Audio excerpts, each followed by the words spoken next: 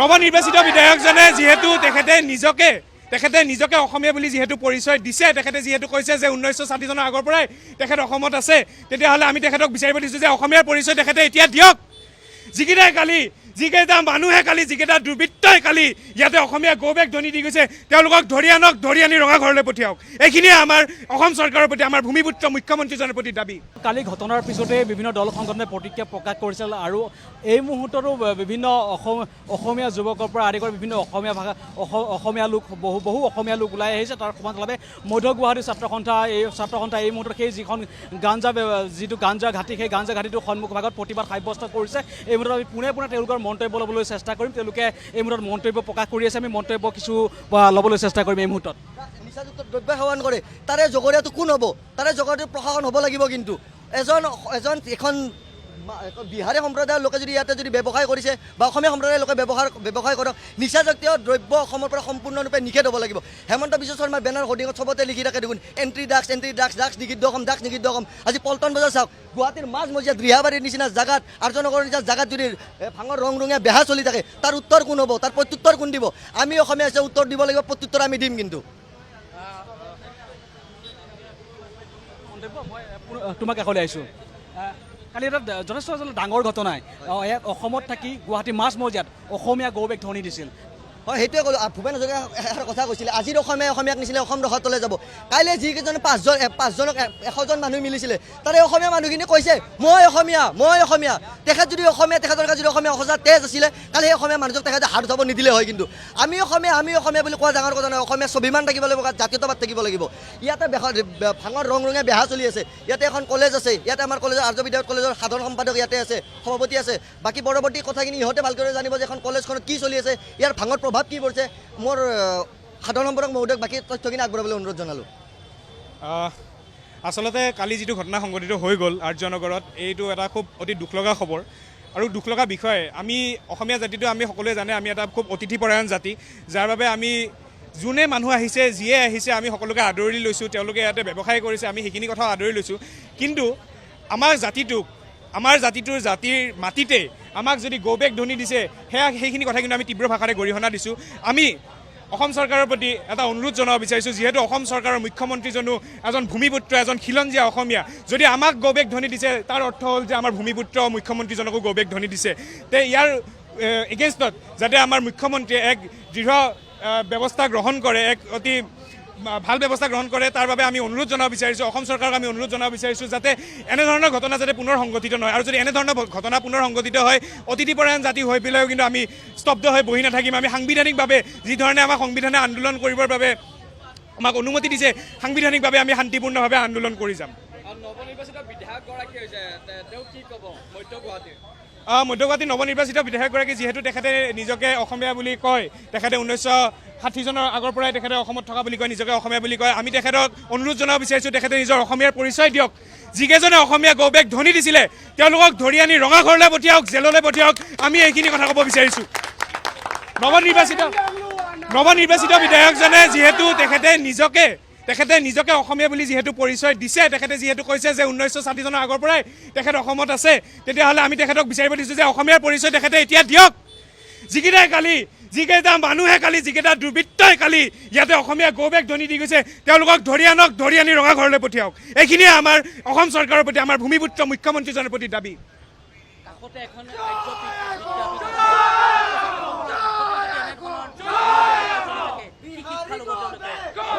আচলতে এই কথাটো খুব দুখ লগা আৰু বেয়া লগা, কাৰণ ইয়াৰে ওচৰতে এখন ডাঙৰ মহাবিদ্যালয় আছে, এখন হাই ছেকেণ্ডেৰী স্কুল আছে, তাৰপিছত কেঞ্চাৰ ইনষ্টিটিউট এখন আছে। তেনে এটা পৰিস্থিতিত ইয়াতে ভাঙৰ বেপাৰ হৈ থকাটো, তেনে এটা পৰিস্থিতিত ইয়াতে ড্ৰাগছৰ বেপাৰ হৈ থকাটো আমাৰ বাবে অতি দুখ লগা আৰু আমাৰ বাবে অতি বেদনাদায়ক কথা। কাৰণ যিখিনি নৱপ্ৰজন্ম আছে, নৱপ্ৰজন্মৰ তেওঁলোকে ভৱিষ্যত অন্ধকাৰলৈ পঠাই দিছে। আৰু এই নৱপ্ৰজন্মৰ ভৱিষ্যত যেতিয়া তেওঁলোকে অন্ধকাৰলৈ পঠিয়াব পাৰিছে, তেওঁ অসমীয়া জাতিটোক বচোৱাৰ আৰু কোনো উপায় নাই। সেইবাবে আমি পুনৰ কৈছোঁ, যিসকলে কালি অসমীয়া গৌবেগ ধ্বনি দিছিল তেওঁলোকক ধৰি আনক আৰু উচিত শাস্তি প্ৰদান কৰক, এয়া আমাৰ দাবী।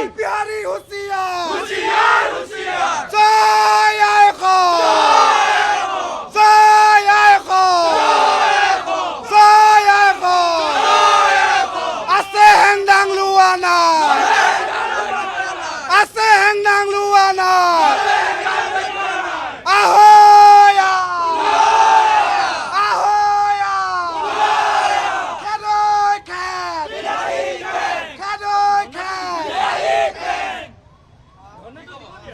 এই মুহূৰ্তত এনেদৰে দেখুৱাইছোঁ মধ্য গুৱাহাটী ছাত্ৰ সন্থাই প্ৰতিবাদ কৰিছে তেওঁলোকে যিখন গাঞ্জা যিখন অবৈধ ঘাটি সেই স্থানৰ পৰা তেওঁলোকে প্ৰতিবাদ সাব্যস্ত কৰিছে যিগৰাকী মধ্য গুৱাহাটীৰ বিধায়ক বিজয় গুপ্তাৰ বিৰুদ্ধে তেওঁলোকে খুব বুজাইছে কিয়নো বিজয় গুপ্তাই বিভিন্ন সময়ত কৈ আহিছিল যে তেওঁ এগৰাকী খাঁটি অসমীয়া তেওঁ অসমীয়াৰ সৈতে আছে তেনে ক্ষেত্ৰত আচলতে বিজয় গুপ্তাক ওলাই আহি অসমীয়াৰ পৰিচয় দিবলৈ তেওঁলোকে আহ্বান জনাইছে তাৰ সমান্তৰালভাৱে আৰক্ষী প্ৰশাসনক তেওঁলোকে অনুৰোধ জনাইছে যে এই যিসমূহ অবৈধ গাঞ্জা ঘাটি আছে সেই ঘাটিসমূহ উচ্ছেদ কৰক আৰু ইয়াত বহুতো অসমীয়া লোক উপস্থিত হৈছে তাৰ সমান্তৰালভাৱে মধ্য গুৱাহাটী ছাত্ৰ সন্থাই উপস্থিত হৈছে আৰু তাৰ সমান্তৰালভাৱে ইয়াতে যিহেতু বি বৰুৱা কেঞ্চাৰ ইনষ্টিটিউট আছে আৰ্য মহাবিদ্যালয় আছে কেইবাখনো শিক্ষা প্ৰতিষ্ঠান আছে আৰু সেই শিক্ষা প্ৰতিষ্ঠানৰ সন্মুখভাগত এনেদৰে যদি গাঞ্জা ঘাটি বা গাঞ্জা অবৈধ যি ব্যৱসায় সেই ব্যৱসায় যদি এনেদৰে অব্যাহত থাকে তেতিয়াহ'লে যিটো অব্যাহত যি আছে তাক লৈ আচলতে যথেষ্ট সুবিধা হোৱা দেখিবলৈ পোৱা গৈছে এই মুহূৰ্তত মই মন্তব্য ল'বলৈ চেষ্টা কৰিম আন এগৰাকী আচুৰ বিষয়ববীয়া আছে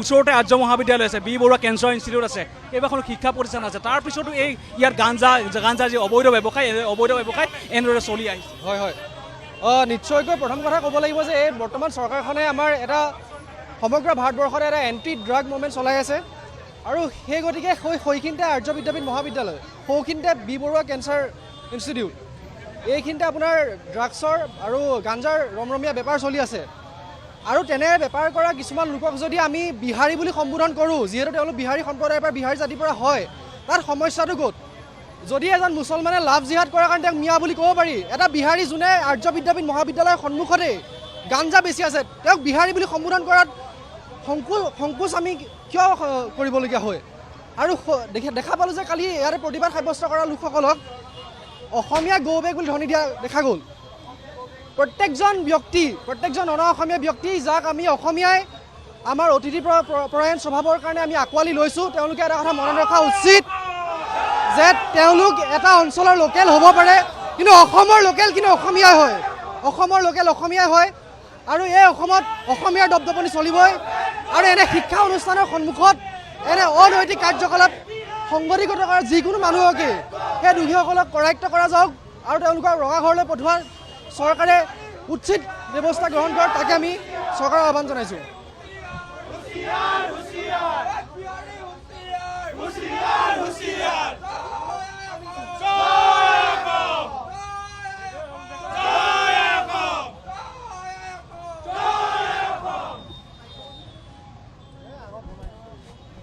এনেদৰে তেওঁলোকে প্ৰতিবাদ সাব্যস্ত কৰিছে আৰু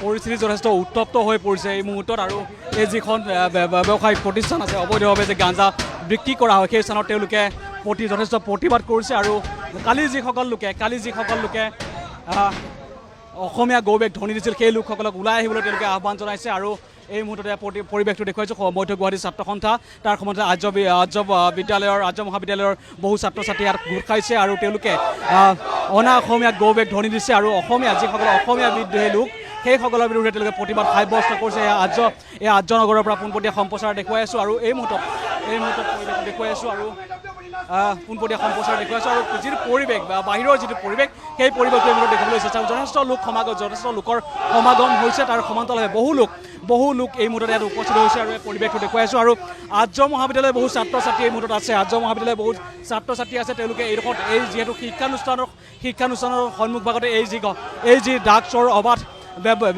সেই অবাধ বেহা চলি আছে সেই তাৰ বিৰুদ্ধে তেওঁলোক মাৰ বান্ধি থিয় হৈছে আৰু এই যি ড্ৰাগছৰ অবৈধ ব্যৱসায় সেই ব্যৱসায় ঘাটি উচ্ছেদ কৰিবৰ বাবে তেওঁলোকে ওলাই আহিছে এই মুহূৰ্তত যিটো ৰাজপথ সেই ৰাজপথৰ পৰিৱেশ দেখুৱাইছোঁ সকলো লোক ওলাই আহি এই যি ড্ৰাগছৰ ক্ষমা কৰিব যি গাঞ্জাৰ অবাধ বেহা সেই অবাধ বেহাৰ যি উচ্ছেদ কৰিবৰ বাবে অতি শীঘ্ৰে আৰক্ষীক উচ্ছেদ কৰিবৰ বাবে তেওঁলোকে আহ্বান জনাইছে নিশ্চয়কৈ পাৰ্থ এই মুহূৰ্তত মন্তব্য ল'বলৈ চেষ্টা কৰিম আমি এগৰাকী আৰ্য মহাবিদ্যালয়ৰ ছাত্ৰ আছে তেওঁৰ পৰা পোনে মন্তব্য ল'বলৈ চেষ্টা কৰিম কেইবাখনো শিক্ষানুষ্ঠান এই ওচৰতে আছে তাৰপিছত এই এনেদৰে অবাধ যি বেহা গাঞ্জাৰ যি অবাধ বেহা সেই অবাধ বেহা চলি আছে এই মুহূৰ্তত আমি পোনপটীয়া সম্প্ৰচাৰ দেখুৱাইছোঁ তাৰ সময়লৈ মন্তব্য ল'বলৈ চেষ্টা কৰিম কি ক'ব যোৱাকালি যিটো ঘটনা হৈ গ'ল যে অনা অসমীয়াবোৰত যিটো দপদপনি দেখালে এইটো একেবাৰে নিন্দনীয় যদি অসমত লাভ জিহাদ এটা গুৰুত্বপূৰ্ণ দণ্ডনীয় অপৰাধ হ'ব পাৰে। এইটো অসমতে অসমীয়া গৌবেগ দিয়াটো এইটো এটা মৰ্মান্তক অপৰাধ। ইয়াত দোষী যোনসকল আছে সকলোকে চিনাক্ত কৰি শাস্তি দিবলৈ আমি আৰ্য নগৰী, মই এজন প্ৰাক্তন ছাত্ৰ হিচাপে ইয়াৰ গুৱাহাটীৰ আৰ্য নগৰৰ বাসিন্দা হিচাপে মই এইটো দাবী জনালোঁ। যথেষ্ট আপুনি এইটো দোকানটো দেখিছে নাই? আপুনি ভাঙাগড় আৰু ABC যেনেকৈ আমাৰ ছাৰ্ভিচ লাইন আছে নদী পাৰে পাৰে, এইটো নদীটো হয়নে নহয়? এইটো ছাৰ্ভিচ লাইনৰ ওপৰত বনাইছে। আমাৰ প্ৰশাসনে চাব লাগে, গভৰ্ণমেণ্টো চাব লাগে নাই? এইটো নহয়, আমি সৰুৰ পৰা পাইছোঁ। এটা গান এটা আছে, চেৰা বাটিকাই কুৰিয়ালৈকে, বুজি পাইছে? পৰিৱেশটো এই মুহূৰ্তত দেখুৱাইছোঁ, যথেষ্ট উত্তপ্ত হৈ পৰিছে। এই মুহূৰ্তত পৰিৱেশটো দেখুৱাই আছোঁ।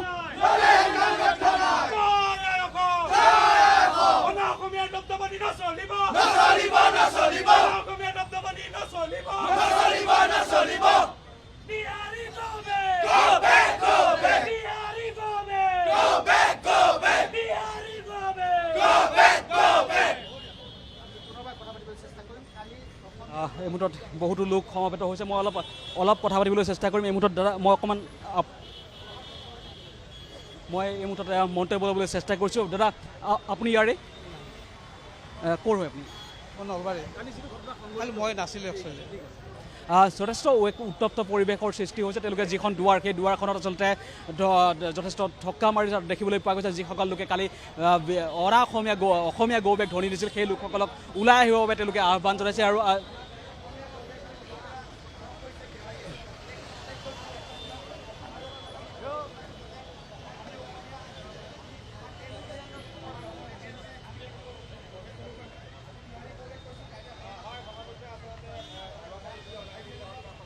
নিশ্চয়কৈ পাৰ্থ, আমি কেইবাবাৰো যোগাযোগ কৰিছোঁ, কিন্তু তেওঁৰ সৈতে আমি পোনপটীয়াকৈ যোগাযোগ এই মুহূৰ্তলৈকে হোৱা নাই। আমি আশা ৰাখিম যে তেওঁ গোটেই ঘটনাটোক লৈ তেওঁ মন্তব্য আগবঢ়াব, কিন্তু এতিয়ালৈকে তেওঁ মন্তব্য আগবঢ়োৱা নাই। কিয়নো তেওঁ বাৰে বাৰে খাটি অসমীয়া বুলি বিভিন্ন সময়ত নিৰ্বাচনৰ সময়তো তেওঁ কৈ আছিল যে তেওঁ এগৰাকী অসমীয়া লোক, তেওঁ এগৰাকী খাটি অসমীয়া লোক। তেনে ক্ষেত্ৰত আচলতে অনা অসমীয়াসকলে কালি দিনৰ ভাগত যেনেদৰে অসমীয়া গৌবেগ ধ্বনি দিছিল, সেই তাৰ বিৰুদ্ধে তেওঁ কেনেদৰে মাৰ বান্ধি থিয় হ'ব, তাৰ বিৰুদ্ধে তেওঁ কেনেদৰে মন্তব্য প্ৰদান কৰিব, সেই কথাখিনি যথেষ্ট লক্ষণীয় হ'ব। সকলোৱে আচলতে আশা কৰিছে যে অতি সোনকালে বিজয় গুপ্তাই, অৰ্থাৎ এই মধ্য গুৱাহাটীৰ সমষ্টিৰ বিধায়কগৰাকী অতি সোনকালে মন্তব্য প্ৰদান কৰক, তেওঁ এগৰাকী খাটি অসমীয়াৰ পৰিচয় দাঙি ধৰক, সেই কথাখিনি উল্লেখ কৰিছে। আৰু এনেদৰে যথেষ্ট প্ৰতিবাদ উত্তপ্ত হৈ আছে। আৰু পোনপটীয়া সম্প্ৰচাৰ এই মুহূৰ্তত যিহেতু দেখুৱাই আছোঁ আৰু মন্তব্য ল'বলৈ চেষ্টা কৰি আছোঁ, তাৰ সময়ত আমি এই মুহূৰ্তত প্ৰতিবাদ দেখুৱাই আছোঁ আপোনালোকক। আৰু এনেদৰে ড্ৰাগছৰ যি অবাধ বেহা, সেই অবাধ বেহাৰ ঘাটিত উচ্ছেদ চলাবলৈ আৰক্ষীক আহ্বান জনাইছে। কিয়নো দীৰ্ঘদিন ধৰি এই যি ড্ৰাগছৰ বেহা, এই ড্ৰাগছৰ বেহা আৰ্যনগৰত চলি আছিল, কিন্তু তাৰ পিছতো দেখিও নেদেখাৰ ভাও ধৰি আছিল আৰক্ষীয়ে। আৰু আৰক্ষী প্ৰশাসনৰ নাকৰ তলতে এই ড্ৰাগছৰ অবাধ বেহা, গাঞ্জাৰ অবাধ বেহা চলি আছিল, কিন্তু তাৰ পিছতো আৰক্ষীয়ে কোনো ব্যৱস্থা নোলোৱাৰ অভিযোগ উত্থাপন হৈ আহিছে। কিয় আৰক্ষীয়ে এই গাঞ্জাৰ যি অবাধ বেহা, সেই অবাধ বেহা কিয় দেখা নাপায়? সকলো লোকে যদি এই গাঞ্জাৰ অবাধ বেহা এই স্থানত থকাৰ কথা গম পায়, সকলো মানুহে যদি এই স্থানত দেখিছে, তেনে ক্ষেত্ৰত আৰক্ষীয়ে কিয় দেখা নাপায় বুলি সকলোৱে প্ৰশ্ন কৰিছে। কোনোবাখিনিত আৰক্ষীৰ ওপৰতো সন্দেহ প্ৰকাশ কৰিছে যে আৰক্ষীও কোনোবাখিনিত মেনেজ হৈ আছে নেকি, সেই কথাখিনিও তেওঁলোকে উল্লেখ কৰিছে। আৰু এয়া পৰিৱেশটো দেখুৱাইছোঁ। আৰ্য মহাবিদ্যালয়ৰ বহু ছাত্ৰ ছাত্ৰী, তাৰ সমান্তৰালে ছাত্ৰ সমাজ আৰু আৰ্যনগৰৰ বহু লোক ওলাই আহিছে। আৰু ওলাই আহি সকলোৱে গাঞ্জৰ যি অবাধ বেহা, সেই অবাধ বেহাৰ বিৰুদ্ধে তেওঁলোকে মাৰ বান্ধি থিয় হৈছে। আৰু আৰক্ষী প্ৰশাসনক খুব সোনকালে এই গোটেই গাঞ্জাৰ ব্যৱসায়টোক উচ্ছেদ চলাবলৈ তেওঁলোকে আহ্বান জনাইছে।